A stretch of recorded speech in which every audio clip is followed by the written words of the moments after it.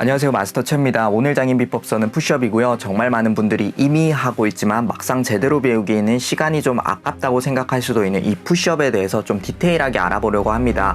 근데 이 정말 훈련을 오래 하고 있는 제 입장에서 여러분들이 이 푸시업에 대해서 중요한 개념을 놓치고 가면 결국에 다시 여기로 돌아옵니다. 성장의 한계가 올 수밖에 없어요. 그만큼 중요한 훈련이기 때문인데요.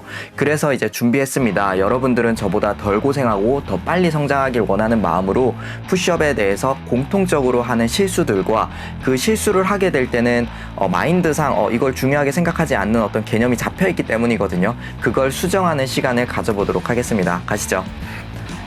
자, 가장 많이 하는 실수는 바로 짧은 가동 범위를 사용하는 겁니다. 금비대이든 뭐든 생리학적으로 성장을 위해서는 넓은 범위의 훈련이 정말로 중요합니다. 참고로 운동에 대한 많은 효과들이 이 중간 부분이 아니라 끝 구간에서 많이 일어납니다. 흔히 운동하면 중간은 수월한데 마지막은 막 덜덜덜 떨리면서 이렇게 힘든 경험들 많이 하시죠? 극복해 내셔야 됩니다.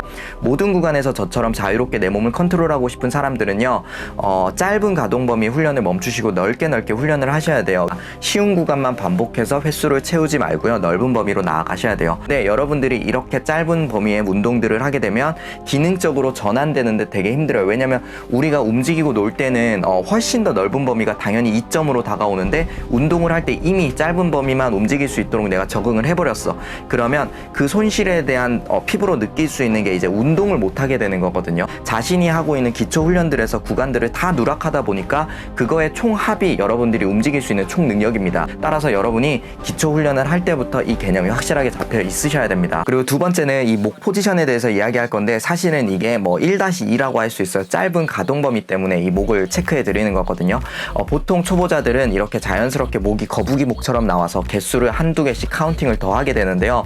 이렇게 목을 빼면 아무래도 땅에 머리가 빨리 닿으니까 개수를 몇 개 더 할 수 있게 돼요. 근데 이거는 이걸 성공이라고 측정하지 마시고 실패로 이제 측정을 해야 되는데, 문제, 초보자들은 이걸 혼자서 캐치하기가 되게 힘들어요. 알고서 이렇게 하시는 분들은 거의 없어요. 그렇기 때문에 카메라 옆에 딱 두시고 자세 체크 꼭 하면서 하세요.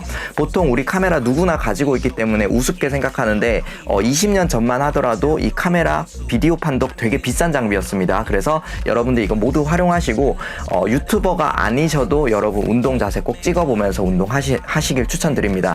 세 번째는 팔꿈치 위치입니다. 이 팔꿈치가 어떻게 움직여야 되는지 알려주는 데가 거의 없었어요. 그냥 이렇게 하시면 됩니다 라고 알려주는데, 원리를 좀 알려드릴게요.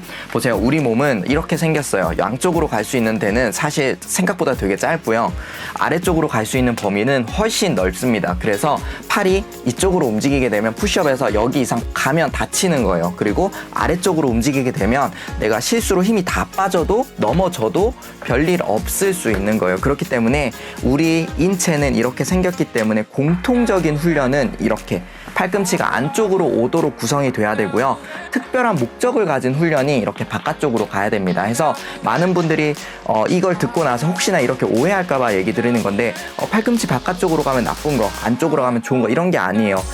공통적이고 범용적인 훈련이 이 기본 훈련 스탠다드가 되는 거고요. 그 다음에 추가적인 훈련, 특별한 훈련은 어떤 목적을 가져서 이걸 만들어야 되는 이유가 있을 때 이런 훈련을 하는 겁니다. 근데 반대로 아무 이유도 없이 이런 기초적인 훈련, 위험한 걸 하고서 이제 하게 된다면 힘이 빠지면 우리가 당연히 더 위험해지겠죠. 그렇기 때문에 100% 내가 정신적으로도 성능을 발현하지 못할 가능성이 되게 높아요. 그래서 기초 훈련은 이렇게 좀 넓은 거, 우리가 운동에서 많이 전환될 수 있는 공통 훈련을 기초로 잡는 거고요, 얘는 특별한 훈련이 되는 겁니다. 그래서 이거를 만약에 바뀌어 있는 분들이 있다면 이걸 바꿔서 훈련하시길 추천드립니다. 네 번째 주제는 바로 정량화에 대한 건데, 이 단어 자체가 좀 어렵게 느껴질 수 있는데 쉽게 표현하면 무게가 자꾸 바뀌어요. 예를 들면 이 푸시업에서 허리 포지션, 허리가 어떻게 되어 있냐에 따라서 무게가 엄청 많이 바뀐다는 사실 알고 계셨나요?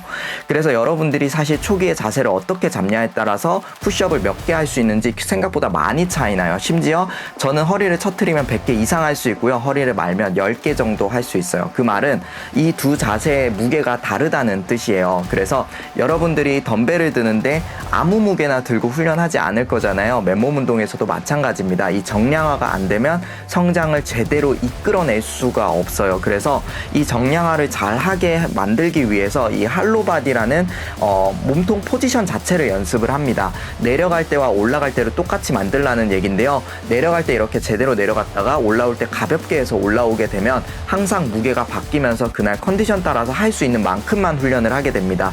그래서 여러분들이 허리가 처트려지지 않게 할로바디를 연습하셔야 되는데, 만약에 스트렝스 훈련을 할 때 할로바디가 안 될 만큼 내 몸통을 유지하는 힘, 코어라고 하죠. 그게 힘들다라고 하면 위에 링크 달아드릴 테니까 고강도의 훈련을 하세요. 이건 제 영상은 아닌데 이 영상에서 굉장히 고강도로 코어를 훈련할 수 있는 루틴이 짜져 있습니다. 해서 여러분들이 이걸 극복하시면서 다른 훈련들에도 도움이 될 수 있을 거예요. 자, 그 다음은 우리 날개뼈를 얘기해 볼 건데요. 날개뼈라고 하면 조금 말이 어렵잖아요. 그래서 어떻게 하게 되냐면 이렇게 어깨가 공통적으로 말려 올라오는 실수를 하게 됩니다. 이거는 등을 더 말려고 할 때 이게 본능적으로 이게 올라오기 때문인데요.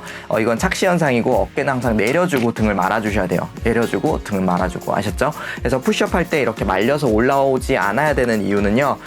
우리가 어깨 팔뼈가 최소한의 저항 지점이 여기서 이제 움직일 때예요. 근데 어깨가 앞쪽으로 올라오게 돼서 이렇게 움직일 때는요. 이 위치에서 압력과 스트레스가 훨씬 더 높습니다. 그래서 기초적인 훈련에서 스트레스가 높아지면 남들보다 덜 훈련할 수밖에 없고 더 오래 쉬어야 되거든요. 그래서 어깨를 아래쪽으로 내려줘서 항상 움직이는 습관을 들이셔야 됩니다. 자, 6번째 실수는요. 통증을 참으면서 훈련하는 건데요. 손목을 예로 들어볼게요. 의외로 어깨뿐 아니라 푸시업 하다 보면 손목도 많이 다치죠. 근데 이 부분은 이제 물구나무에서 손목 선명할 때 이게 구조적인 어떤 손목에 대한 이야기들을 워낙 디테일하게 했었어서 그거 참고해 주시고요. 푸시업 할 때 바깥쪽으로 돌려주시면 돼요. 근데 이거에 대해서 얘기하고 싶은 게 아니라 사실은 부상을 참고서 훈련하는 거, 고통을 참고서 훈련을 계속 진행하는 거, 이게 굉장히 위험합니다.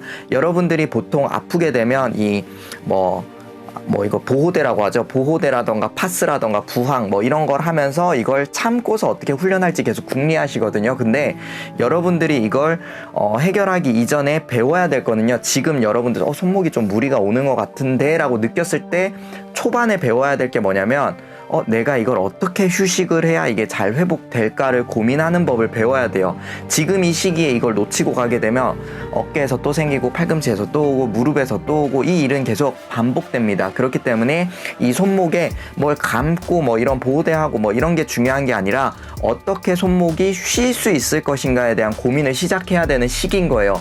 그래서 제가 이제 방법을 예로 들어드리면, 손목이 내가 만약에 아프다 그러면 패럴렛 바를 이용하셔서 손목이 중립 위치로 둔 상태로 푸시업을 하게 되면 그날은 손목에 대한 부담이 없이 훈련을 할 수가 있어요. 근데 이게 반대로 말하면 맨날 패럴렛 바에서 하게 되면 우리 손목은 중립 위치에 적응을 하겠죠. 그러면 바닥에서 하는 훈련들이 점점 힘들어지거든요. 그렇기 때문에 항상 균형입니다.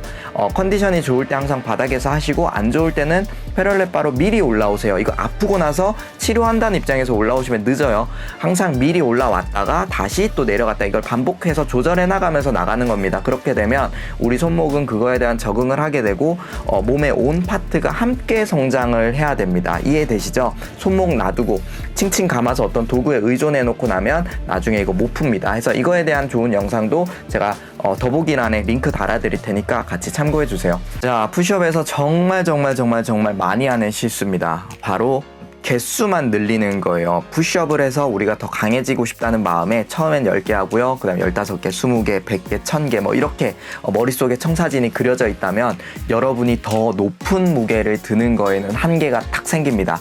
그렇기 때문에 우리는 더 높은 강도, 더 무거운 무게에 적응을 할 때 더 무거운 무게를 들 수 있게 되거든요. 그래서 푸시업을 배우실 때 이 강도를 높이는 방법을 어느 정도 알고 있어야 돼요. 기본적으로 제가 단계 몇 개만 쪼개드리면, 처음에 이렇게 릴링 푸시업, 이 무릎을 대고서 할 수 있는 강도가 낮은 동작이고, 무릎을 떼고 이제 할 수 있는 푸시업이 이렇게 조금 더 높은 강도의 동작이고요. 그 다음은 파이크 푸시업, 그 다음에 물구나무 푸시업, 그 다음에 높은 데서 푸시업 이런 식으로 계속해서 강도와 무게를 늘릴 수 있는 방식을 알고 계셔야 됩니다. 여러분이 처음에 10개를 할 수 있는 3세트 10개를 할 수 있는 강도의 동작을 찾습니다. 그 다음에 그게 12개가 될 때까지 합니다. 12개 3세트를 성공하고 나면 13개로 나가는 게 아니고요. 다시 10개로 더 힘든 푸시업을 합니다. 그 다음에 다시 12개를 만들고 다시 또 10개로 낮추고 다시 12개 만들고 더 무거운 동작 만들고 뭐 이런 식으로 해서 청사진을 쭉 꾸려가는 거예요. 그래서 여러분들이 훈련을 하실 때나 푸시업 시 죽을 때까지 해서 강해져야지 이게 아니라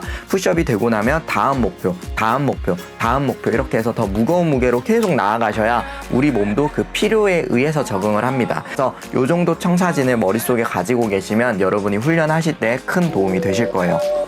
자, 여기까지가 제가 이제 세워놓은 푸시업의 스탠다드 기준입니다. 그 말은 푸시업은 사실은 되게 많은 방식으로 할 수 있는데 제가 공통적으로 사람들한테 제시하는 푸시업은 기준은 이거예요. 왜 그러냐면 저는 사람들한테 이 기초적인 동작들을 설명할 때 이 기준을 세웠던 이유들을 설명하고 이해시키는데 굉장히 많은 시간을 할애합니다. 그 이유가 뭐냐면요. 합리적인지 여러분도 한번 생각해 보세요.